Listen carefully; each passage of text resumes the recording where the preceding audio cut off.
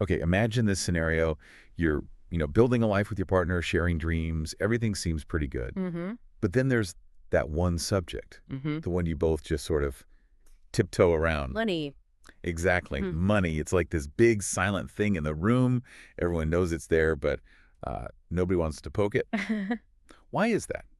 Why is something so basic, so everyday, so hard to talk about for couples? That's a huge question. Right. So today, that's our deep dive. Hmm. We want to figure out why these money talks feel so loaded, I guess. Yeah. And what's the real cost when we stay silent?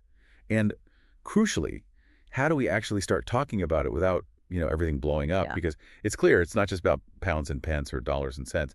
It's tied up with all sorts of things. Fears, hopes, how we see ourselves. It's complex. It really is. I And for this exploration, we're drawing heavily from Navigating Money Conversations for Couples. It's a fantastic resource. It pulls together psychological insights, cultural context, and really practical advice. Think of it as a really well-informed guide through this tricky territory for relationships. Got it. So this silent struggle, Hmm. where does the source say it begins? It talks about something called our money story. Yes, exactly. Our money story. It's not just about whether you grew up rich or poor necessarily. Right. It's more about the unspoken messages we absorbed, hushed tones about bills, maybe big celebrations for a raise, or that constant quiet anxiety if things were tight. Yeah, I can picture that. These aren't just memories, they become these sort of automatic scripts for how we handle money as adults. Often we don't even realize they're running the show. Wow. Yeah. And that leads directly to this powerful fear of judgment. Talking about your finances can feel incredibly exposing. Like you're laying everything bare. Precisely. And the fear is your partner might judge you think you're bad with money or maybe greedy or just clueless. It requires a lot of vulnerability. That makes sense. And that vulnerability, it can go really deep. The source talks about shame and past trauma. Money trauma is definitely a real thing. Trauma, like actual trauma. Yeah. Think about things like going through bankruptcy, carrying huge debt, or even just growing up with constant financial insecurity. Those experiences can leave real scars. I see. And that shame can be so intense that people just shut down, completely clam up whenever money comes up. Wow. So if it's rooted that deep in shame, how do you even start? Does it mean you're just stuck? Well, the source suggests understanding those roots is the crucial first step. We'll definitely get to the how-to later, but it's not always just personal history. There's also the issue of power dynamics and control. Ah, okay. How does that play out? For some people, money equals control. Simple as that. So talking openly about finances can feel like giving up power or showing a vulnerability they really want to hide. Right. The source mentions this is especially common if there's a big difference in incomes between partners. That makes a lot of sense. But isn't being transparent also incredibly vulnerable? Especially if you have debt or just feel like you don't know what you're doing. How do you get past that initial hurdle? That's a great question. And yes, we'll cover strategies. But interestingly, the source points out that sometimes the avoidance isn't about deep trauma or power struggles. Sometimes it's simpler. Simpler how? It's just a genuine lack of financial literacy. Oh, right. Like just not understanding the jargon. Exactly. If terms like mutual funds or credit scores sound like a foreign language, the whole idea of a money conversation just feels overwhelming. People shut down because they feel completely out of their depth. It's not unwillingness, it's feeling lost. Yeah, that tracks. And then if we zoom out from the individual, we see these bigger cultural and social influences shaping things too.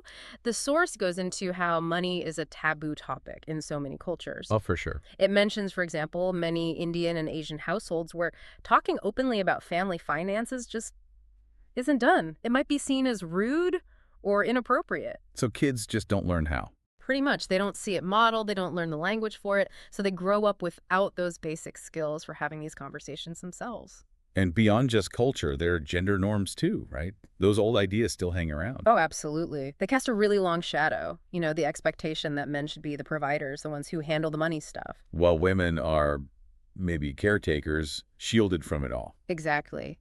Even though things are changing, these old ideas still create obstacles. They fuel a lot of unspoken pressure and massive misunderstandings between partners.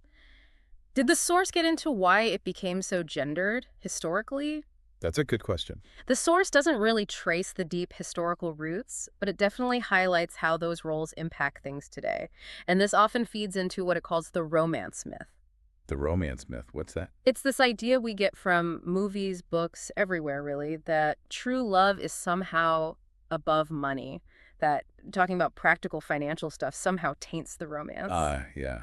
Like, love should conquer all, including the bills. Right. But the reality is, ignoring the money side of a partnership causes huge stress. Yeah. The source uses a great metaphor. Love without financial communication is like a ship without a compass. Ooh, I like that. You might feel like you're moving forward, but you could be heading straight for the rocks. Yeah. A ship without a compass that paints a picture. So what happens when couples are sailing without that compass? What are the real costs of the silence? The source mentions financial infidelity. Yes, that's a big one. Financial infidelity. It sounds dramatic, but it's basically hiding financial stuff from your partner. Like hiding purchases or Yeah, debt. exactly. Hiding purchases, secret credit cards, hidden debts, maybe even secret savings accounts. It's way more common than you'd think. Wow. And it almost always comes from that fear of conflict, that fear of judgment we were talking about. Like being a secret agent with your bank account. Minus the cool gadgets, I guess. Right. And that secrecy, it inevitably breeds resentment and mistrust. Yeah, I can see that. The source describes that classic situation. One partner feels like they're doing all the hard work, making sacrifices, carrying the financial weight. While the other seems blissfully unaware or just doesn't care. Precisely. And that feeling, that unfairness, it just festers. It slowly eats away at the trust in the relationship. And it's not just emotional, right? Yeah, There are practical problems, too. definitely. Without talking openly, you get a serious lack of planning. For what kind of things? Emergencies, retirement, big goals like buying a house, saving for kids' education. You need a shared plan for that stuff. If you don't talk, you end up making poor decisions or just missing out on opportunities altogether. Yeah, opportunities that could have really helped both of you. Which leads to this really ironic point the source makes. Avoiding money talk often leads to more arguments. Wait, more? You'd think avoiding it would keep the peace. You'd think, but study after study shows financial disagreements aren't just a top reason for divorce, they're often the top reason. It's a major source of chronic stress in relationships. The very thing you avoid talking about to prevent fights becomes the biggest source of conflict because it was never addressed.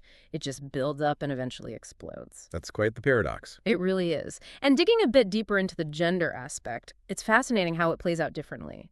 For women and financial confidence, for instance, How so? the source notes that historically, especially in more traditional settings, many women just weren't taught or encouraged to manage money independently. So it's not just about knowing how, but feeling confident enough to do it. Exactly. You might have really successful women who still almost automatically defer the big money decisions to their male partners because of those ingrained societal messages. And what about the flip side? For men? Well, for men and emotional suppression, it's a different kind of challenge. Okay. Men are often taught, culturally, that showing vulnerability is weakness. So admitting you're worried about money or admitting you don't know something about finances. Feels like failing somehow. Right. It can feel like a huge blow to their identity, something to be hidden, which of course just keeps that cycle of silence going. Just from a different angle. Mm-hmm. And this can lead to what the source terms the silent guilt in unequal partnerships. Unequal how? Like income disparity again? Yeah, or if one partner is a stay-at-home parent or earns significantly less, they might feel this underlying guilt about spending money, even on necessary things. Oh, wow. I had thought of that. And so they avoid money talks. They don't want to seem demanding or, rock the boat. It's another layer of that vulnerability and fear of being judged. Gosh, it sounds like a minefield. So how on earth do couples break free from this? The source must offer some hope, some actual strategies. It absolutely does. And they're really practical. The first, maybe most crucial one, is choosing the right time and environment. Okay, that sounds basic, but probably vital. Totally. Don't try to have the talk when you're already arguing about something else or stressed or rushing out the door. Right.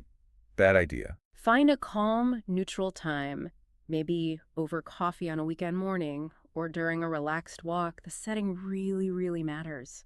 Makes sense. Create a safe space. And then a really key shift in approach the source suggests. Start with shared goals, not blame. Okay, what does that look like? Instead of, why did you spend so much on X? Try something like, hey, what are some things we'd both love to save for together this year? Remember that trip we talked about? Ah, I see. So it frames it as teamwork from the start. Exactly. It shifts the whole energy from conflict to collaboration. What are we working towards? Nice. And what about making it less emotional? The source mentions tools. Yes. Using tools to ease the conversation. Yeah. Things like budgeting apps, YNAB, Mint, there are loads of them. Walnut is another one mentioned. How do they help? They make it more about the numbers, the actual data, rather than feelings or accusations. You can sit down together, look at where the money is going, set goals within the app. It kind of provides a neutral ground. Like a third party presenting the facts. Sort of, yeah. And this ties into another huge point. Aim for transparency, not perfection. Transparency, not perfection. Okay, unpack that. You don't have to pretend you have it all figured out or that you've never made a money mistake. That's not the goal. So just be honest. Yes, be honest. If you have debt, say so. If you don't understand investments, admit it. It feels counterintuitive maybe, but that vulnerability, that's what builds trust, not pretending to be perfect. That's really powerful because perfection feels like such a wall. Yep. Vulnerability actually connects. Exactly.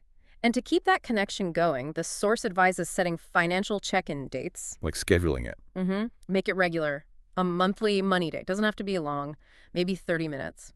Just a consistent time to touch base on spending, saving, upcoming bills, judgment-free zone. A money date. I like that. Makes it sound less scary, more routine. That's the idea. Consistency takes the pressure off any single conversation. And if things still feel really tough, Yeah. if the conversations keep getting super emotional or you just feel stuck, the source suggests considering a third-party expert. Like a financial advisor. Could be.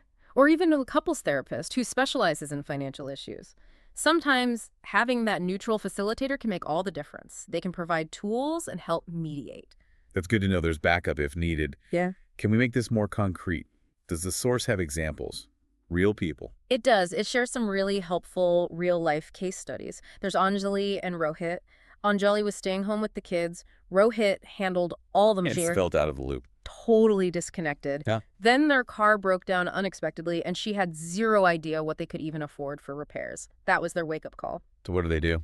They started using a shared spreadsheet, and now they have these regular monthly budget chats. She feels way more involved and empowered. That's great. Any others? There's Mia and James. Both earned well, but kept their finances completely separate, very independent. Then James suddenly lost his job. It forced them to actually talk, really evaluate things together. They ended up going to financial workshops together. And that helped. Massively. They developed shared goals, and their communication just got so much better overall, not just about money. Those stories really illustrate the shift. Yep. What about just starting the conversation? Any icebreakers? Yeah, the source offers some great conversation starters. Things designed to be gentle, non-confrontational. Like what? You could try asking, what's your earliest memory about money? Or how did your family handle finances when you were growing up? Ah, so tapping into those money stories we talked about. Exactly. Opens the door to understanding each other's background without judgment. Or you could ask, what does financial security actually mean to you? People often have very different ideas. True. Or looking forward, what's one financial goal we could maybe work on together this month? Even something small. Small sounds good. Yeah. Less intimidating. Right, like, hey, could we maybe try setting up a really small emergency fund together? Even just putting aside $20 each week. It's a low-pressure way to start collaborating. Okay, so pulling this all together. Okay. What's the big takeaway from this deep dive? I think the absolute core message is financial intimacy is emotional intimacy. They're linked. Wow. Say that again? Financial intimacy is emotional intimacy. So avoiding the money talk isn't just about money. Not at all. You're risking the emotional trust in the relationship. You're potentially hurting your connection, your long-term happiness together. That really reframes it. But, and this is crucial, there's real hope here. It is never too late to start talking. That's good to hear. Money doesn't have to be the source of conflict. It doesn't have to be a battlefield. It can actually be a bridge between you. A bridge. Yeah, a shared language. A tool you use together to build dreams, navigate challenges, and actually grow stronger as a couple. I love that. Turning it from a weapon into a tool. Okay, so a final thought for everyone listening. Building on a really neat tip from the source. Maybe consider keeping a shared money journal, or even just a shared Google Doc, a place to track not just the numbers, but your shared goals, those dreams we talked about. Maybe even write down some of your financial fears. Hmm. Make it collaborative. Turning it into a team project. Exactly. Taking it from being this scary, lonely burden into something you tackle together. So maybe just reflect. After hearing all this, what's one small thing, just one tiny step you could take to start or deepen that money conversation in your own relationship?